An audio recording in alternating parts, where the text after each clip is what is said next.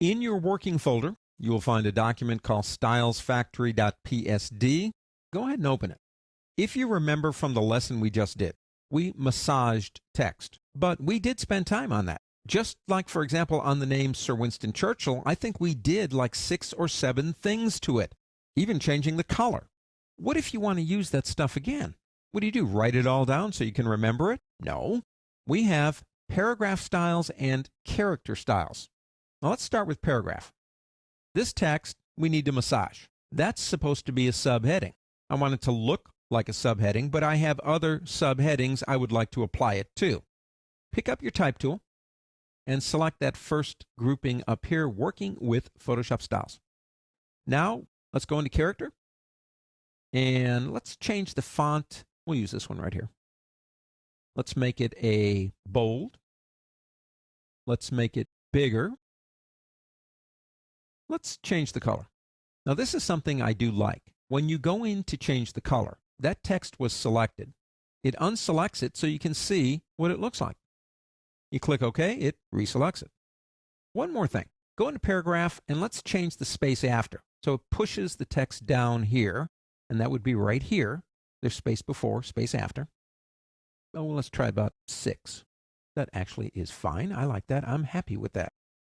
What I would like to do next is save that because I'm going to need it down here. So I go into paragraph styles and click the new button right here. Double click. We'll call it heading 1. Check out what you have here. Anything that you want to do, you can change right here. But since we made it, it recorded all the changes, and now we have heading 1. Now let's go into this paragraph, say right here, and let's make some changes to that. So we have it selected. Back to the drawing board. I'm going to stick to that same font we used for the heading, this one right here. I'll leave it at regular though, but I do want it a little bit bigger than that. Let's try 14. It's not too bad. How about if we then go into paragraph controls and do a first line indent? That would be fancy, wouldn't it? Let's try about 6. Let's push it in just a little bit. A little bit of space after would not hurt a bit. Let's try another, say 6. Now we could go on and on and on. Do as many things as you want to that text, but I like what we see. So I'm going to go in here and click New again. Double click.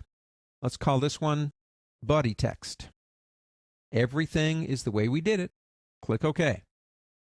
Now the fun part is this is going to be there for you if you need it, and we need it right now anyway. So these paragraphs right here, actually all of those do need to have body text. So we select them. Come over here, and there you go. Now this is a subheading. That's heading 1. And this down here is, of course, body text again.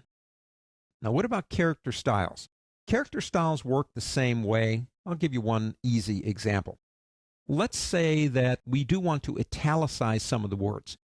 In communication, italicizing a word is called a mental raise of voice.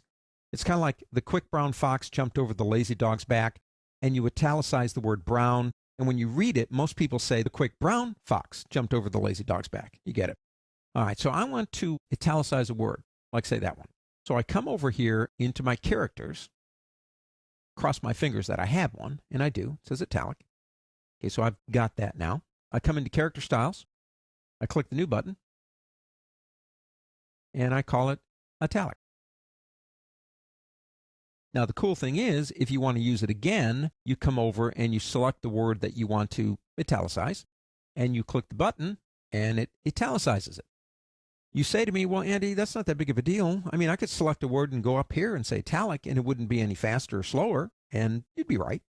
But here's the cool thing about styles, if you didn't know this already. Your editor comes in, and your editor says, we don't just italicize words, we change them to blue. Your italicized words are blue? Do you know how many times in this document I've used an italic? Probably 30, 40 times. Let's pretend it's a big document. How can I change all those? It's going to take me all day. Well, no.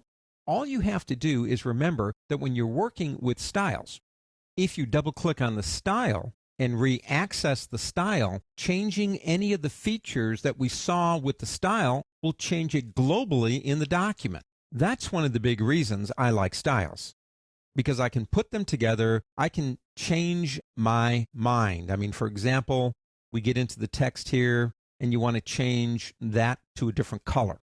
If we go into paragraph styles, that's heading 1. If we double click to open it, there's heading 1. Here's the color we chose.